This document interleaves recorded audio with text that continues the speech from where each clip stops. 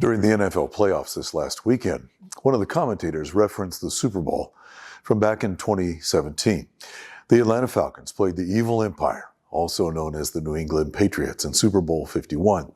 At halftime, the Falcons had amassed a 21-3 lead. And early in the third quarter, the lead was 28-3. It was a wonderful time.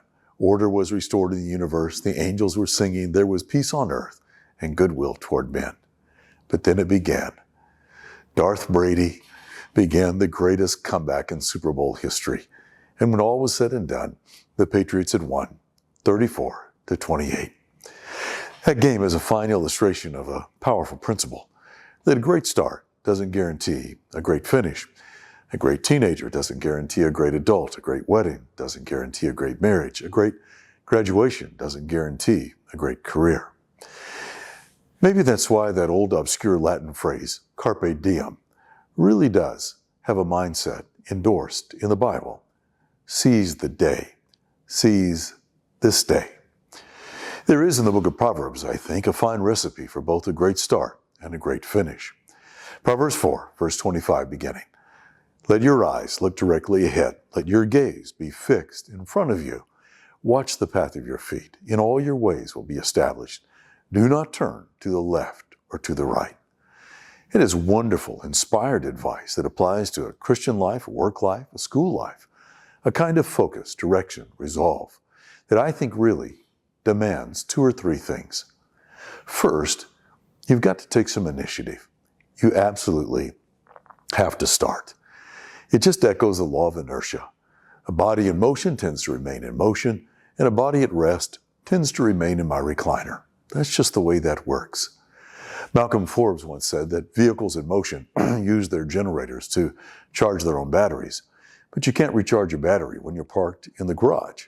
He's exactly right. That's why parked has become a metaphor for people who've stopped moving and, in essence, stopped living. It's not that they don't think about making progress, but the problem is that when an engine is parked, you can rev that engine until it explodes, but you're not going anywhere. But let's be honest. From time to time, we all have a little bit of the lazy bone in us. Sometimes we sabotage our future by use of the some words. Someone else will do it some other time. Someday my ship will come in.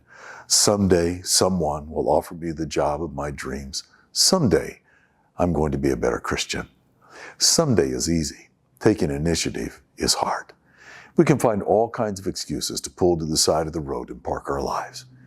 We're busy, we're tired, we're not good at this, it's not a good time, we've got other plans. But we're not going to make progress until we take some initiative. We have to start. Secondly, we need some perspective, gain some perspective about both the past and the future. How many hundreds of times have you heard that?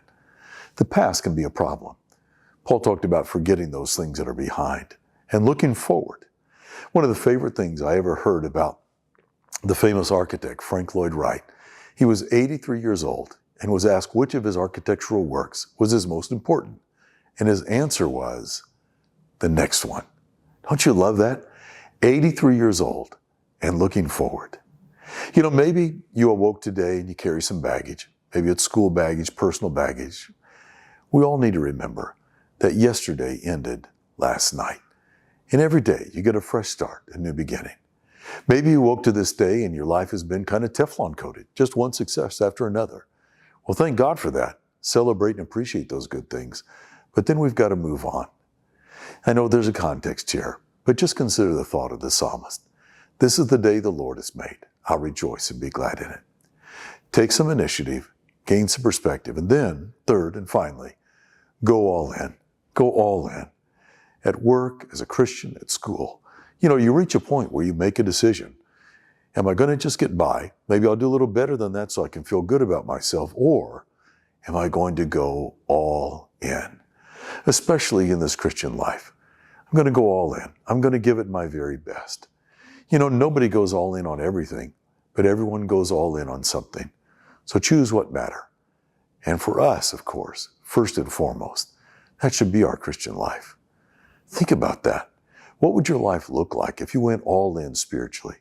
If you stopped tiptoeing around the edges, if you had a moment of commitment that changed your life and your commitment was complete and irrevocable, what would your life look like? What would your relationships look like? Your calendar, your prayer life? What would your Sunday morning experience look like? How about your integrity, your interactions with other people? What would your life look like if you went all in? Would it be demanding? Yes. Frightening? Perhaps. But wouldn't it be fulfilling, life-changing?